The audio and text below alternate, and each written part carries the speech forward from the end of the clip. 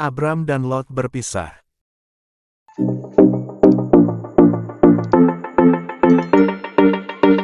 Lalu timbullah bencana kelaparan di negeri yang mereka diami itu, yaitu negeri Kanaan bagian selatan sehingga mereka terpaksa pergi ke Mesir dan tinggal di sana untuk sementara waktu. Pada waktu mereka hendak melewati perbatasan wilayah untuk memasuki negeri Mesir, berkatalah Abram kepada Sarai, "Kamu adalah perempuan yang sangat cantik. Persoalannya, kalau orang-orang Mesir melihat kamu, mereka akan berkata, perempuan itu adalah istrinya. Lalu demi memperolehmu, mereka akan membunuh aku, sedangkan kamu akan mereka biarkan hidup. Jadi lebih baik katakan saja kepada mereka bahwa kamu adalah adikku, supaya mereka membiarkan aku hidup dan karena itu aku diperlakukan dengan baik." Dan ternyata benar, begitu mereka tiba, orang-orang di Mesir melihat bahwa Sarai sangat cantik. Ketika para pejabat kerajaan melihatnya, datanglah mereka kepada Raja Mesir dan memuji-muji kecantikan perempuan itu di hadapannya. Maka atas perintah Raja, Sarai dibawa ke dalam istananya. Demi mendapatkan Sarai, Raja memperlakukan Abram dengan baik, sehingga Abram diberi banyak domba, sapi, keledai dan unta. Raja juga memberikan beberapa budak laki-laki dan perempuan kepada Abram. Tetapi oleh karena Raja hendak menikahi Sarai, Tuhan membuat Raja dan semua orang yang ada dalam istana itu mengalami berbagai penyakit menular yang berbahaya. Akhirnya Raja menyadari penyebab penyakit menular berbahaya yang menyerang orang-orang di istananya.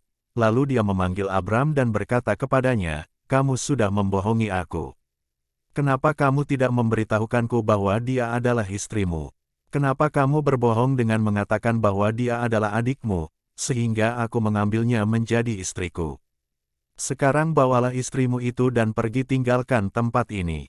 Kemudian Raja menyuruh anak buahnya untuk mengusir Abram keluar dari Mesir, dengan membawa istrinya dan segala miliknya.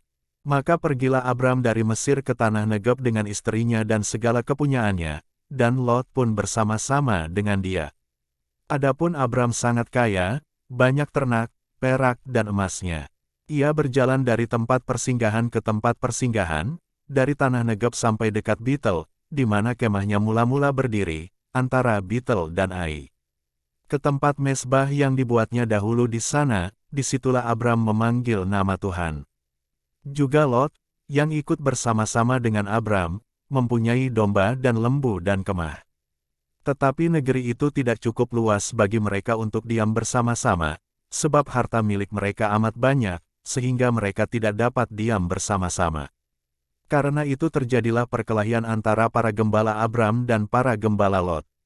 Waktu itu orang Kanaan dan orang Feris diam di negeri itu.